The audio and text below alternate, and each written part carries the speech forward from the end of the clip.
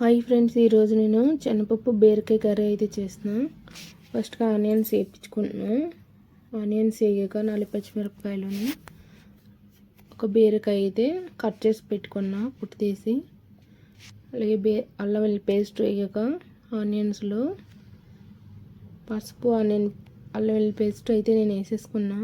ఇప్పుడు బీరకాయ వేసుకొని వేగించుకుంటున్నా. శనగపప్పు అయితే కుక్కర్లో పెట్టుకున్నా.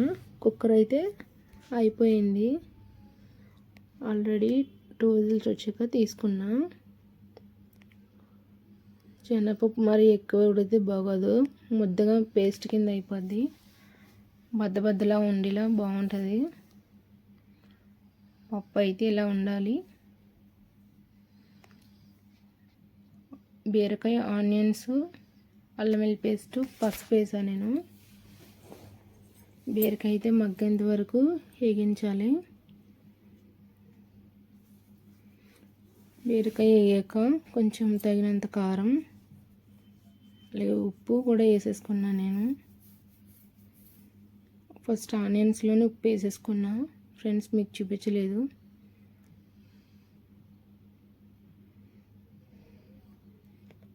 కారం కొంచెం వేసి మగ్గాక శనగపప్పు వాటర్తో శనగపప్పుని వేసేసుకొని ఒక్కసారి కలిపేసి కొంచెం గరం మసాలా పౌడర్ వేసుకుంటున్నా. ఒకసారి కలిపి ఫైనల్గా కొత్తిమీర వేసుకుంటున్నా. కొంచెం ఉడికాక దగ్గరికి వచ్చాక ఉప్పు అయితే చెక్ చేసుకోండి. నాకైతే సరిపోయింది. శనగపప్పు బీరకాయ కాంబినేషన్ టేస్ట్ సూపర్ ఉంటుంది. మీకు కానీ నచ్చితే లైక్ అండ్ షేర్, సబ్స్క్రైబ్ చేసుకోండి.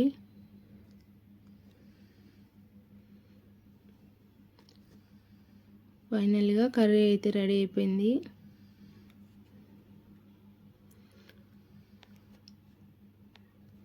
టేస్ట్ సూపర్ ఉంటుంది, మీరు కూడా ట్రై చేయండి.